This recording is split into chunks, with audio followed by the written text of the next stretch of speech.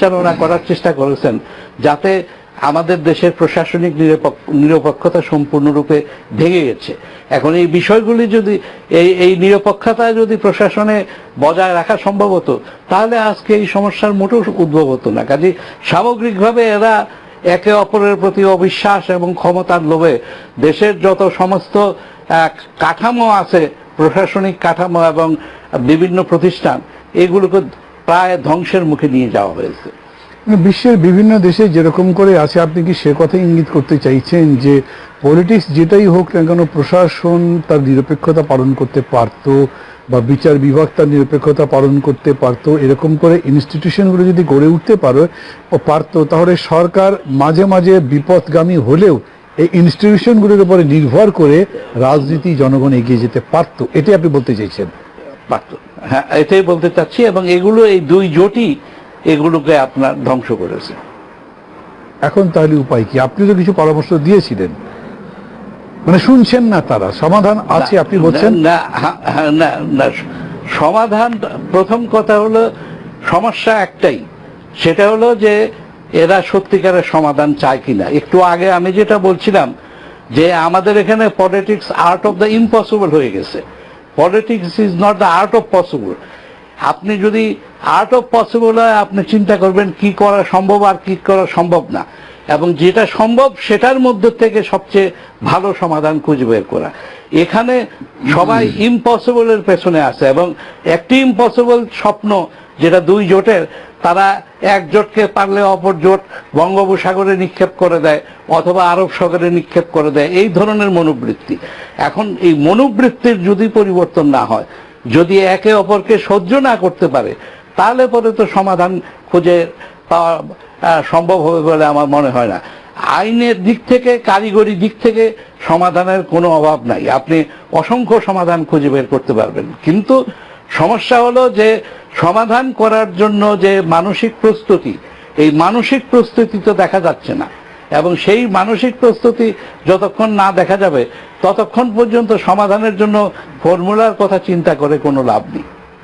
তাহলে আমরা কি মানে ইন অবলিভিয়ন চলে যাব, ইন ডার্কনেস চলে যাব না কি? আর আরেকটা কথা আমি আপনাকে একটু জিজ্ঞেস করছি, মানে আপনি সব যা বলেছেন তারপরেও কিন্তু আপনি নিজেও এর মধ্যে থেকেই আশাবাদী হওয়ার চেষ্টা করেছেন সম্ভবত, নাহলে আপনারা কয়েকজন মিলে বিশিষ্ট নাগরিক দেশের রাষ্ট্রপতির সঙ্গে দেখা করতে গেছিলেন, নিশ্চয়ই মনে করেছিলেন যে কিছু একটা উনি করতে পারবেন হয়তো, বা এটা সম্পর্কে আমরা খুব ভালো করে জানি না। আমরা সবসময় আশাবাদী থাকতে চাই, কারণ আমি যেটা মনে করি সেটা হলো যে এরা যদি কখনো বুঝতে পারে যে এটার ফলে কি হচ্ছে, তাহলে সমস্যার সমাধান অত্যন্ত সহজ হয়ে যাবে। এবং এমন কোনো বড় ধরনের কাজ না করেও, ছোট ছোট কাজ করেও সমস্যাগুলোর সমাধান করা সম্ভব। কিন্তু সমস্যা যেটা হচ্ছে সেটা হলো যে দুই পক্ষ খোলা মনে একে অপরের সাথে, গঠনমূলক মনোভাব নিয়ে একে অপরের সাথে আলোচনা বসছে না অথবা বসতে পারছে না। আমরা রাষ্ট্রপতির কাছে গিয়েছিলাম, সেটা তার কাছে নিবেদন নিয়ে গিয়েছিলাম। আমরা উৎকণ্ঠা এবং উদ্বেগ প্রকাশ করতে গিয়েছিলাম। আমরা তাকে আরো যেটা নিবেদন করেছি সেটা হলো যে বাংলাদেশের বর্তমান পরিস্থিতিতে আনুষ্ঠানিক আলোচনা করে এই বিবাদমান দুই দলের মধ্যে কোনো সমাধান খুঁজে সম্ভব না।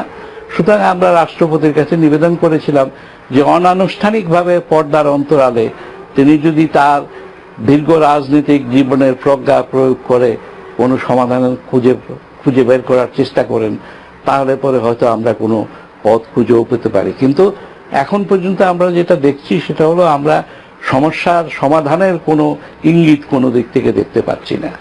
তো যেটা সামগ্রিকভাবে যদি আশাবাদের প্রশ্ন তোলেন, তাহলে আমি বলবো if the winter comes can spring be far behind.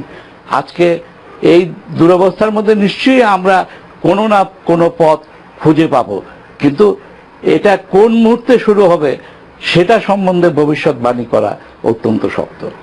সবাই বলছেন বা অনেকেই বলছেন যে বাংলাদেশ একটা খাদের কিনারে আসছে, হাঁটছে, হয়তো আস্তে আস্তে হাঁটছে, কিন্তু অত বিলম্ব হলে তো শেষ পর্যন্ত খাদেই পড়ে যেতে পারি, সেটা অন্য কথা। আপনারা কিন্তু রাষ্ট্রপতির কাছে একটা প্রস্তাব দিয়েছিলেন, তার মানে বিহাইন্ড দ্য স্ক্রিন করুন বা যেভাবেই করুন না কেন আপনারা আশা করছিলেন যে সেটা কাজ করা যাবে। ওই বিষয়টা নিয়ে আমি আপনার সাথে একটু কথা বলতে চাইবো, কিন্তু আমার একটা বিরতির সময় হচ্ছে, বিরতি নিয়ে তারপর আমি আবার আপনার কাছে আসছি। দর্শক মণ্ডলী, সঙ্গে থাকুন।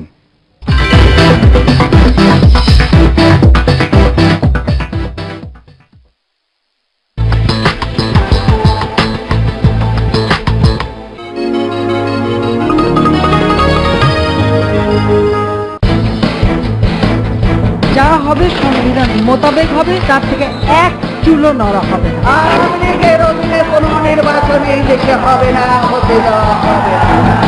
আমি এখন পর্যন্ত জানি না আমাকে কি করা হয়েছে।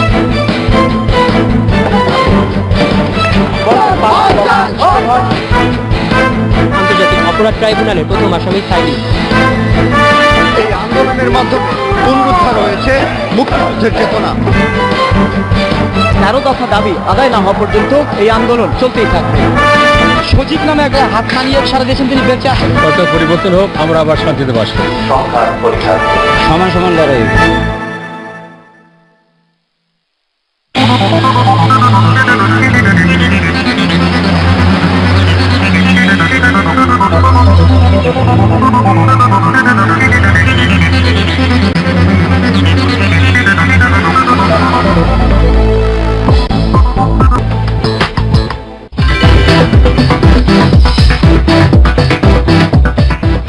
দর্শক, ফিরে এলাম আকিজ সিমেন্ট মুক্তবাকে। সংকটের সমাধান নিয়ে কথা বলছি ডক্টর আকবর আলী খানের সঙ্গে। ডক্টর আকবর আলী খান, আমি আপনাকে যেটা বলছিলাম যে আপনারা একটা প্রস্তাব প্রেসিডেন্টের কাছে দিয়েছিলেন, সেটা বর্তমান প্রধানমন্ত্রীকে রেখেই আপনারা বলেছিলেন রুলস দ্য প্রসিজিওর বদলে দিতে, বা জানি না যে কোনোভাবে একটা অ্যাডজাস্টমেন্ট করা ওইখানে, যাতে উনি আর প্রধানমন্ত্রী হিসেবে বিশেষ ক্ষমতা ব্যবহার না করেন। তাতে করে হয়তো অন্যরা, বিশেষ করে বিরোধী দল, এটাকে একটা সর্বদলীয় সরকার ভাবতে এবং নির্বাচনকালীন সরকার ভাবতে স্বাচ্ছন্দ্য বোধ করত। এটা সম্পর্কে প্রেসিডেন্ট কি বলেছিলেন, বা এটা রেজাল্ট আমরা দেখেছি যে শেষ পর্যন্ত প্রধানমন্ত্রী এটার উপরে খুবই উষ্মা প্রকাশ করেছেন, কিন্তু প্রেসিডেন্ট কি বলেছেন, বা তিনি কি বিকল্প কিছু বলেছিলেন? আসলে এগুলো কতগুলি উদাহরণ দেওয়া হয়েছিল, এটা সুস্পষ্ট প্রস্তাব বলা ঠিক হবে না। কি কি ধরনের জিনিস তিনি আলোচনা করতে পারেন, তিনি যেটা বলেছেন সেটা হলো যে তিনি পর্দার অন্তরালে বিভিন্ন স্তরে নেতাদের সাথে আলাপ আলোচনা করবেন বলে আমাদেরকে আশ্বস্ত করেছেন, এবং তিনি বলেছেন যে আপনারা আসার আগে থেকেও আমি এভাবে করছি। কিন্তু রাষ্ট্রপতির যে ক্ষমতা এবং ভূমিকা সেটা অত্যন্ত সীমিত।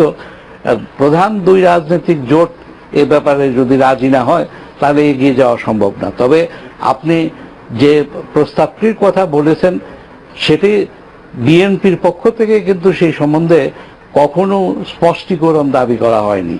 যখন প্রধানমন্ত্রী বলেছিলেন যে তিনি একটি সর্বদলীয় সরকার স্থাপন করবেন, তখন বিএনপির পক্ষ থেকে সর্বদলীয় সরকারের কিন্তু কোনো ব্যাখ্যা চাওয়া হয়নি। এখন সর্বদলীয় সরকারের একটি ব্যাখ্যা হলো যে এতে সংসদে যতগুলো দল আছে তাদের প্রতিনিধি হয়তো দুই একটা দলের না থাকতে পারে, নিয়ে একটা সরকার গঠিত হবে। কিন্তু সর্বদলীয় সরকার মানে আপনার সংখ্যাগরিষ্ঠের সরকার না। তার মানে হলো যে সর্বদলীয় সরকার হলে পরে সকল দলের একমত হয়ে সিদ্ধান্ত গ্রহণ করতে হবে, এটা হতে হবে কনসেনসাস গভর্নমেন্ট। কাজে কনসেনসাস গভর্নমেন্ট হলে পরে কার 3 জন সদস্য আছে আর কার 5 জন সদস্য আছে তাতে কিছু আসে যায় না, প্রত্যেকের একমত হতে হবে। এবং কি বিষয়ে একমত হতে হবে সেগুলোতে রুলস অফ বিজনেসে বলা আছে। বর্তমানে যে রুলস অফ বিজনেস বলা আছে তাতে মন্ত্রীদের 50 জন মন্ত্রীও যদি একদিকে থাকেন আর প্রধানমন্ত্রী যদি অন্য অবস্থান নেন, 50 জন মন্ত্রী কিছু করতে পারবেন না। কারণ রুলস অফ বিজনেসে বলা আছে যে মন্ত্রীরা প্রধানমন্ত্রীর সাধারণ কিংবা বিশেষ নির্দেশ শুনতে বাধ্য হবেন। মন্ত্রিসভায় কোনো সংখ্যাগরিষ্ঠের ভিত্তিতে সিদ্ধান্ত গৃহীত হয় না, প্রধানমন্ত্রীর ইচ্ছা অনুসারে সিদ্ধান্ত গৃহীত হয়ে থাকে।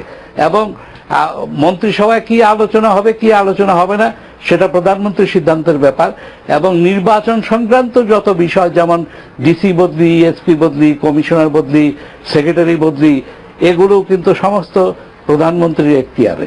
এটা কিন্তু যদি গণপ্রশাসন মন্ত্রণালয়ে একজন মন্ত্রী থাকেও, সেই মন্ত্রী কিন্তু এই সিদ্ধান্তগুলি নিতে পারেন না, সেগুলো প্রধানমন্ত্রীর কাছ থেকে অনুমোদন নিতে হয়। তো এর ফলে যদি এত ব্যাপক ক্ষমতা সহ প্রধানমন্ত্রী থাকেন, তাহলে সেখানে সর্বদলীয় সরকার অর্থহীন হয়ে দাঁড়ায়। এবং সেই ক্ষেত্রে বিএনপি এগুলো স্পষ্টীকরণ চাইতে পারত।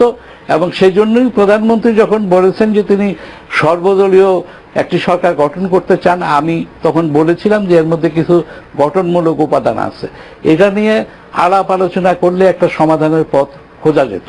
কিন্তু সেই যে আমি যেটা বললাম যে দুটি দলই আপনার আর্ট অফ দ্য ইম্পসিবলে বিশ্বাস করছে, আর্ট অফ দ্য পসিবলে বিশ্বাস করছে না। বিএনপি একেবারেই এই প্রস্তাব উড়িয়ে দিলেন। সুতরাং এটার ভিত্তিতে যে একটা সমঝোতা প্রতিষ্ঠা, সেটাও সম্ভাবনা একেবারে তিরোহিত হয়ে গেল। আর সরকারি দলও যেভাবেই হোক তারা 24শে জানুয়ারির আগে নির্বাচন করবেন, এই সিদ্ধান্তে তারা অটল এবং দৃঢ় প্রতিজ্ঞ।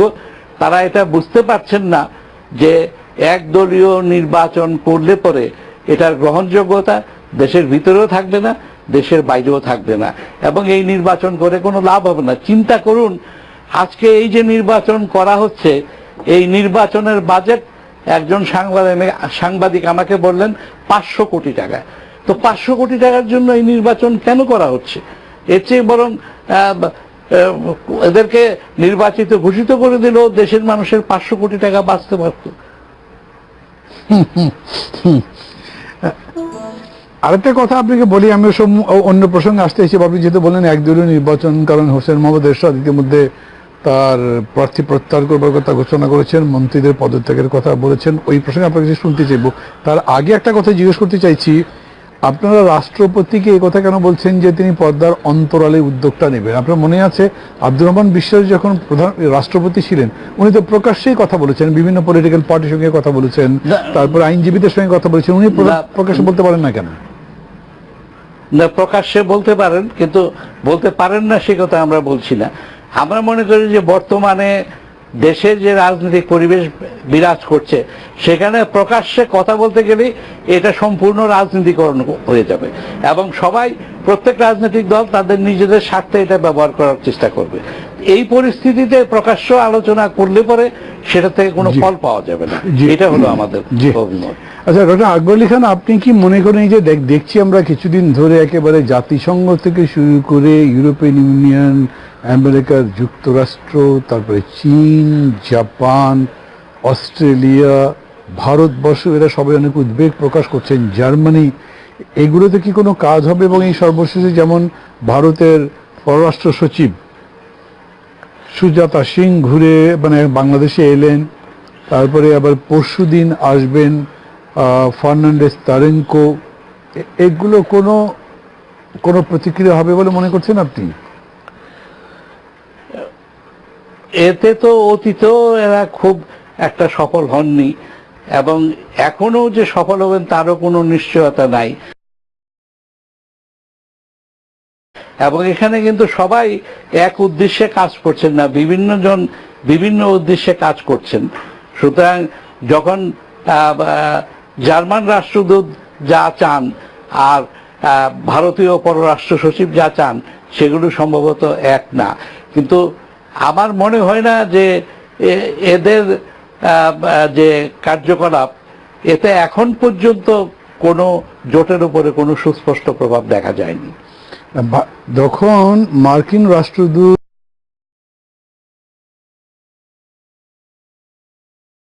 কিংবা জার্মান রাষ্ট্রদূত কোনো কথা বলেন, কারোর সঙ্গে কথা বলেন দেশের মধ্যে, তারা তো এই দেশে আছেন, কথা বলেন, কিন্তু ভারতের পররাষ্ট্র সচিব যখন এলেন তখন তো উনি নির্দিষ্টভাবে এজেন্ডা নিয়েই এসছেন।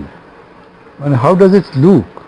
এবং আসবার পরে উনি কথা বলতে পারবেন, সরকারি দলের সঙ্গে বিরোধী দলের সঙ্গে কথা বলবেন, ঠিকই আছে, কিন্তু উনি হোসেন মোহাম্মদ এরশাদের সঙ্গেও কথা বললেন, এবং হোসেন মোহাম্মদ এরশাদ যেরকম করে বাইরে সাংবাদিকদের বললেন যে তিনি তাকে নির্বাচনে অংশ নেবার জন্য বোঝাতে গেছেন। How does it look? How does it sound? Diplomatically কি এটা? এখন হোসেন মোহাম্মদ এরশাদকেও কিন্তু ভারত নিমন্ত্রণ দিয়ে দিল্লিতে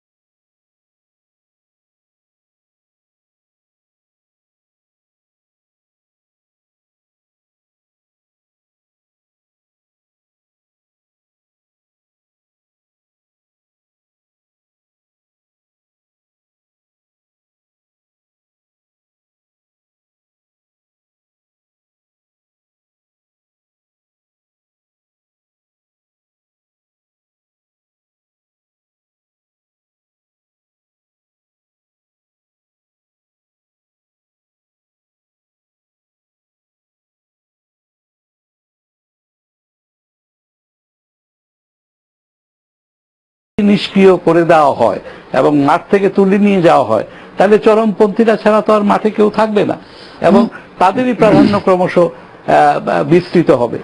সেটা একটা ব্যাপার আছে, কিন্তু যদি ওই ধরনের আপনি যেটা বললেন সেটা যদি আমি ধরি, তার মানে এখন কি দাঁড়াচ্ছে যে ভারতের রাষ্ট্র এই পররাষ্ট্র সচিব যেরকম বলছেন সে অনুযায়ী হোসেন মোহাম্মদ এরশাদ নির্বাচনে না গেলে চরমপন্থীদের উত্থান হয়, তার মানে তার এইভাবে নির্বাচনে যোগ দেওয়াটাই জাস্টিফাইড চরমপন্থীদের রক্ষা করবার জন্য? তাহলে তো সবারই যোগ দেওয়া জাস্টিফাইড। না, এই সবারই যোগ দেওয়া জাস্টিফাইড, তিনি সেটাই বলেছেন যে সর্বদলে অংশগ্রহণ করা উচিত। কিন্তু দেশের ভিতরে এখন যে পরিস্থিতি সেটা হলো যে যারা মধ্যমপন্থী বিরোধী দলীয় নেতা তারা আপনার কারাগারের ভয়ে বিভিন্ন জায়গায় ছুটে বেড়াচ্ছেন, তো সেখানে তাদের তো আর প্রাধান্য বিস্তার করার কোনো অবকাশ থাকবে না।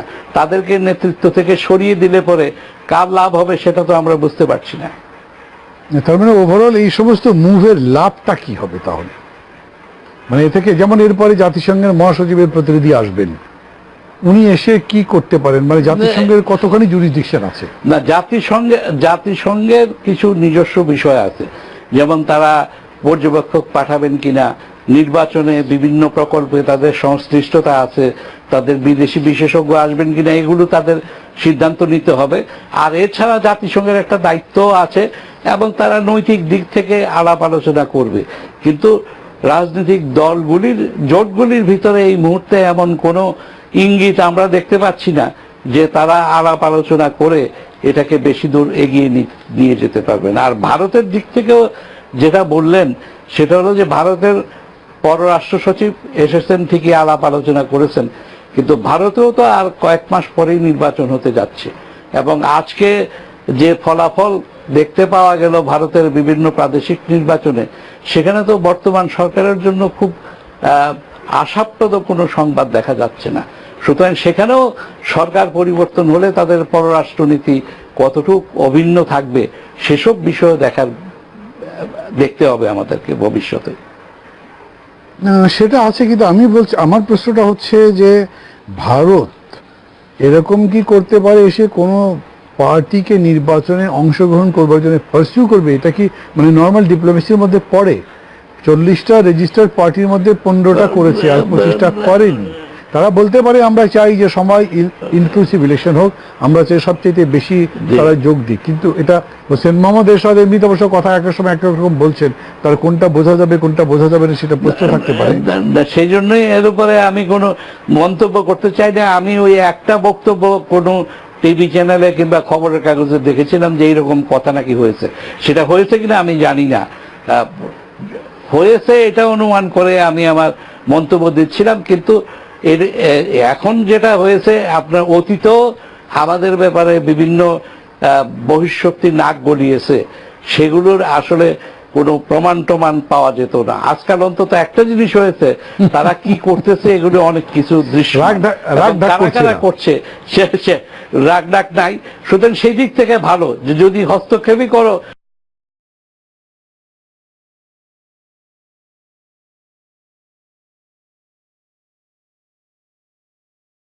হাই কমিশনার নাভি পিল্লাই একটা স্টেটমেন্ট দিয়েছেন, সেখানে তিনি বলেছেন যে যেহেতু বাংলাদেশ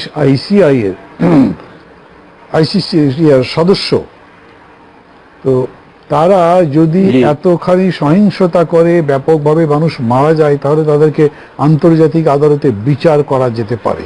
তার এই বক্তব্যের আবার একটা ব্যাখ্যা দিয়েছে, যেটা আজকের প্রথম আলোতে ছাপা হয়েছে।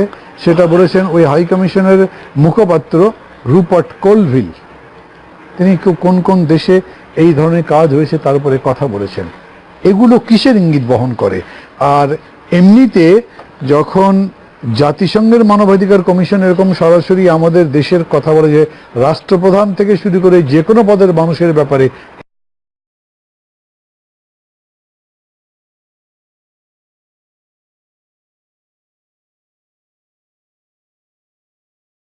আজকের বিশ্বে প্রত্যেক দেশেরই সার্বভৌমত্ব সত্ত্বেও কিছু আন্তর্জাতিক দায় দায়িত্ব আছে, এবং সেই আন্তর্জাতিক দায় দায়িত্বের ফলে আমরা দেখতে পেয়েছি যে সার্বিয়াতে যারা মানবাধিকারের বিরুদ্ধে কাজ করেছেন, রুয়ান্ডাতে যারা কাজ করেছেন, পৃথিবীর বিভিন্ন দেশে আন্তর্জাতিক আদালতে মামলা হয়েছে। তো এই ধরনের যে নতুন আন্তর্জাতিক পরিস্থিতি, এটা সম্পর্কে হয়তো তারা ইঙ্গিত করার চেষ্টা করেছেন। তবে আমি মনে করি না যে এখন পর্যন্ত বাংলাদেশে রুয়ান্ডা কিংবা সার্বিয়ার মতো পরিস্থিতির উদ্ভব হয়েছে। এখনো এটার সম্মানজনক সমাধান সম্ভব বলে মনে হয়। কিন্তু এক মাসের মধ্যে মারা গেছে 300-র বেশি লোক। আর যে সময় এখন হলো সবচেয়ে সংঘর্ষের, এরকম তো হতে পারে এটা 1000-এর কাছাকাছি চলে যাবে। তখন কি হবে যদি যায়? আপনি বলছেন যে বন্ধ করবার মতো কোনো উদ্যোগ তো হচ্ছে না। না, কিন্তু এটা ঠিক সংখ্যার উপরে নির্ভর করবে না, এবং এটা আপনার সুস্পষ্টভাবে প্রমাণ করতে হবে যে জেনোসাইডের ব্যাপারে কারো কোনো দায় দায়িত্ব আছে। এখন পর্যন্ত বাংলাদেশে যেটা ঘটছে সেটা হলো বিচ্ছিন্ন ঘটনা। এটাকে ঠিক ওই ধরনের আন্তর্জাতিক আইনে যে ধরনের অপরাধকে অন্তর্ভুক্ত করা হয় সেই ধরনের ঘটনা এখনো ঘটছে না। এখনো মূলত বিচ্ছিন্ন ঘটনা, সহিংসতা ঘটছে। এই বিচ্ছিন্ন সহিংসতা যদি সামগ্রিকভাবে আরো বিস্তৃত রূপ ধারণ করে, তাহলে সেখানে আন্তর্জাতিক আইনের প্রয়োগ হতে পারে, এবং সেটাই হয়তো তারা ইঙ্গিত করার চেষ্টা করছেন যে এই বিচ্ছিন্ন ঘটনা যেন ওই ধরনের রূপ গ্রহণ না করে। তার মানে এই নোটটাকে আমরা কি একটা সতর্কবাণী মনে করতে পারি? মানে এর চাইতে বেশি গভীর করে মানে মনে করতে পারি এইভাবে যে বিচ্ছিন্ন ঘটনা যদি সহিংসতার ঘটে, সেটা আন্তর্জাতিক আইনের আওতায় আসবে না। কিন্তু যদি এটা একটা মানে গণহত্যার মতো রূপ নেয়, পরিকল্পিত রূপ নেয়, তাহলে সেটা আন্তর্জাতিক আইনের আওতায় আসবে। আমরা এখনো ওই যে সীমানা, সে সীমানা অতিক্রম করিনি, কিন্তু তবু তারা আমাদেরকে হয়তো ওই সীমানার কথা আমাদেরকে মনে করিয়ে দিচ্ছে। জি, আমি আবার একটা বিরতি নেব, বিরতির পরে ফিরছি আপনার কাছে। দর্শক মন্ডলী, সঙ্গে থাকুন। নির্বাচনের দিকে যাচ্ছে সরকার, সেটা ছিল একটা বিরোধী দল তৈরি করবার উদ্দেশ্যে হোসেন মোহাম্মদ এরশাদকে সাথে নিয়ে। এখন সেই হোসেন মোহাম্মদ এরশাদ এবং তার দলও নির্বাচন থেকে সরে যাওয়ার ঘোষণা দিয়েছেন, এবং তার মন্ত্রীদেরকে পদত্যাগও করতে বলেছেন। এইটাতে কি বোঝায়? এবং খুবই ইন্টারেস্টিং বিষয়, ইন্টারেস্টিং না, আমি বলবো যে মানে আমাদের দেশে হয়তো রাজনীতিকে আমরা হালকা বানিয়ে ফেলছি। না হলে একজন প্রাক্তন প্রেসিডেন্ট যেভাবেই হন, যত বছর থাকুন, উনি বলছেন 4টা রিভলভার লোডেড রেখে দিয়েছি, যেহেতু তার বাড়িটা র্যাব পুলিশ ঘিরে ফেলেছে, যদি আমাকে গ্রেপ্তার করবার চেষ্টা করায় আমি গুলি খেয়ে সুইসাইড করব। মানে হোয়াট ইট ইন্ডিকেটস হোয়াট? কিন্তু এটা খুবই দুঃখের বিষয়। এরশাদ সাহেবের বিরুদ্ধে বহু মামলা মোকদ্দমা থাকতে পারে, কিন্তু তিনি রাজনৈতিক সিদ্ধান্ত গ্রহণ করার পরে সেসব মামলা মোকদ্দমা প্রয়োগ করা হবে, এটা সম্ভবত সঠিক হবে না। দুটোকে আলাদা করে দেখা উচিত। মামলার গতিতে চলা উচিত, এবং তাকে তার রাজনীতি তার মতো করতে দেওয়া উচিত। কিন্তু এখানে মনে হয় যে তাকে ওই ভয় দেখানোর একটা চেষ্টা রয়েছে, যেটা তিনি বলছেন যে আমার সাথে চালাকি করলে পরে আমি আত্মহত্যা করব। এটা তো মানে খুবই দুঃখজনক বিষয়। তিনি যাই হন, যাই করে থাকুন না কেন, তার রাজনীতি এবং তার যে ব্যক্তিগত মামলা মোকদ্দমা, সেগুলোকে স্বতন্ত্রভাবে দেখা উচিত। এগুলো এক করা ঠিক হবে না। না, আর মানে সেটা তো আছেই। আমি বলছি যে এটা কি বাস্তবতা আছে? উনি এত ইনসিকিউর ফিল করছেন, না হলে নাকি নাটক করলেন? কি বিষয়? উনি একদম 4টা রিভলভার লোড করে রেখেছেন, যদি তা আমি মামলা দেয় গ্রেপ্তার করতে নিয়ে যাবে। আসলে কিন্তু পার্টটা ছিলেন। আমি কিন্তু তাকে নাটকের দায়ে অভিযুক্ত করব না, কারণ বাস্তবতা যেটা, তার বাড়ির বাইরে বিপুল পরিমাণ আইন শৃঙ্খলা বাহিনীর সদস্য মোতায়েন করা হয়েছে। সুতরাং সেটার প্রতিক্রিয়াতে তিনি এই কথা বলছেন। এটা তো আর সরকারের আইন শৃঙ্খলা বাহিনী তো আর নাটক করার জন্য মোতায়েন করা হয়নি, তার নিশ্চয়ই কোনো উদ্দেশ্য আছে। খালেদা জিয়া কয়েকদিন আগে অভিযোগ করেছিলেন, বোধহয় 2 দিন আগে, যে আইন শৃঙ্খলা বাহিনী তার বাড়ি এরকম করে ঘেরাও করে রেখেছে যে উনি তার কার্যালয়ে যেতে পারছেন না, ঘরের বাইরে যেতে পারছেন না। আবার সৈয়দ আশরাফ বলছেন বিভিন্ন দেশকে যে তোমরা, বিশেষ জাতিসংঘ মানবাধিকার কমিশন, তাদেরকে বলছি তোমরা এসে মনিটর করে রাখো, আমাদের কাছে যে ফেয়ার ইলেকশন হচ্ছে সেটা নিয়ে কোনো প্রশ্ন করা যাবে না। তো একজন প্রাক্তন রাষ্ট্রপতি আর 3 বারের প্রধানমন্ত্রী অভিযোগ করছে তাদেরকে ঘর থেকে বেরোতে দেওয়া হচ্ছে না। অবস্থা দেখে কিন্তু বিদেশি পর্যবেক্ষকরা আসবেন, এবং তারা কিন্তু একথা এখন পর্যন্ত সিদ্ধান্ত গ্রহণ করেননি যে বর্তমান পরিস্থিতিতে বাংলাদেশের নির্বাচন পর্যবেক্ষণই সম্ভব। আর নির্বাচন পর্যবেক্ষণ করার পরে তো তারা ওই সিদ্ধান্তে উপনীত হবেন যে নির্বাচন অবাধ, সুষ্ঠু, নিরপেক্ষ হয়েছে কিনা। কাজেই এই অবস্থাতে নির্বাচনী পর্যবেক্ষকের বিষয়টাও সরকারের জন্য একটি উদ্বেগের বিষয় হয়ে দাঁড়াবে। কারণ যদি নির্বাচন, একে তো একদলীয় নির্বাচন, তারপরে যদি নির্বাচনী পর্যবেক্ষকরা না আসেন, তাহলে আন্তর্জাতিকভাবে এই নির্বাচনের গ্রহণযোগ্যতা খুবই কম হবে বলে আমাদের ধারণা। মানে এখন সামগ্রিক পরিস্থিতিতে আপনি ফরওয়ার্ড লুকিং কিছু করতে পারেন নাকি, কিছু বলতে পারেন না, কি? এখানে যেটা করতে হবে সেটা হলো কয়েকটি ভাবে চিন্তা করা যেতে পারে। একটা হলো যে সরকার ভাবছে যে এই নির্বাচন করে তারা নির্বাচিত হয়ে দেশ পরিচালনা করবেন। সেটা যদি তারা করতে যান তাহলে নির্বাচনের পরে এই সহিংসতা আরো চলতে থাকবে।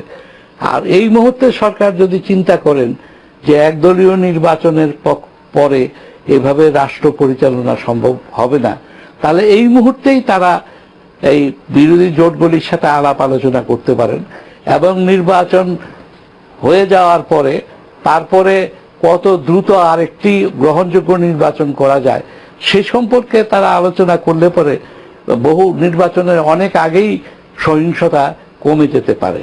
আর সেটা না করে যদি সরকার বলে যে না, আমরা নির্বাচন পর্যন্ত নির্বাচন করে যাব এবং কোনো আলাপ আলোচনা করব না, তাহলে পরে সহিংসতার পরিমাণ বাড়তে থাকবে। সুতরাং সরকার যেটা আশাব্যঞ্জক পরিস্থিতি হতে পারে সেটা হলো যে সরকার নির্বাচনও করবে এবং সাথে সাথে নির্বাচন পরবর্তী কি ব্যবস্থা হবে সে সম্পর্কে সমঝোতার উদ্যোগ নিবে। তাহলে পরে বর্তমান পরিস্থিতি অনেকটা শান্ত হয়ে যাবে। আর যদি সেটা না করে শুধু নির্বাচন করা হবে আর সমঝোতার দরজা একেবারে বন্ধ করে দেয়, তাহলে সহিংসতা আরো বাড়ার সম্ভাবনা আছে, এবং সেই সহিংসতা 2 পক্ষ থেকেই বাড়তে পারে, সরকারের পক্ষ থেকেও বাড়তে পারে এবং বিরোধী দলের পক্ষ থেকেও বাড়তে পারে, এবং সামগ্রিকভাবে সেটার প্রভাব যেটা হবে সেটা হলো দীর্ঘদিন ধরে বাংলাদেশে আপনার অস্থিরতা বিরাজ করবে। মানে সরকার যদি এরকম কিছু বলেনও, সেটা তো বিরোধী দল যে বিশ্বাস করবে তা আশা করা যায় না এখন আর, যায় কি না, বললে পরে যে বিশ্বাস করবে সেটা না, সমঝোতা করে সেটা ঘোষণা করে দিতে পারে যে এইভাবে আমরা সমঝোতা করেছি, তাহলে তো নির্বাচনের কোনো সমস্যা থাকে না। সমঝোতার পথ একেবারে, তাহলে তো নির্বাচন সবার কাছে গ্রহণযোগ্য, যেহেতু তো সমস্যা হয় না। না, এই মুহূর্তে যে অবস্থা দাঁড়িয়েছে অল্প সময়ের মধ্যে 24শে জানুয়ারির আগে একটা গ্রহণযোগ্য নির্বাচনের ব্যবস্থা করা সম্ভব হবে কিনা আমার মনে সন্দেহ আছে। সময় আসলে অনেক কমে গেছে যদি 24শে জানুয়ারি সীমারেখা ধরা হয়। কাজেই সেই 24শে জানুয়ারি সীমারেখার জন্য যদি সরকার একটা নির্বাচন করতে চায় এবং সেই সাথে যদি তারা সমঝোতাও করে নেয় যে এই নির্বাচনের পরে কি হবে, তাহলে পরে এই নির্বাচন নিয়ে সহিংসতা কমে যাওয়ার সম্ভাবনা দেখা দিবে। আপনি একজন রাজনীতিবিদ হয়তো নন, কিন্তু একজন বিশিষ্ট নাগরিক হিসেবে আপনি কি মনে করেন যে বিএনপি এরকম বিষয়ে বিশ্বাস করতে পারে, কথিত সমঝোতা এবং তার ভিত্তিতে ঘোষণা এবং ঘোষণার পরে বদলাতে পারে না? খেয়াল করে দেখবেন, বেগম জিয়া একটা বক্তব্যে বলেছিলেন সাপকে বিশ্বাস করা যায়, আওয়ামী লীগকে বিশ্বাস করা যায় না। কিন্তু সেটা এক প্রেক্ষিতে উনি বলেছেন, কিন্তু যদি বিশ্বাসযোগ্যভাবে আলাপ আলোচনা করা হয়, আমার ভয় যেটা সেটা তো আলাপ আলোচনাই হচ্ছে না, সমঝোতা দূরের কথা। আলাপ আলোচনা করে যদি সমঝোতা করা যায় তাহলে পরে সেটাকে বিশ্বাসযোগ্য করার বিভিন্ন পদ্ধতি আছে।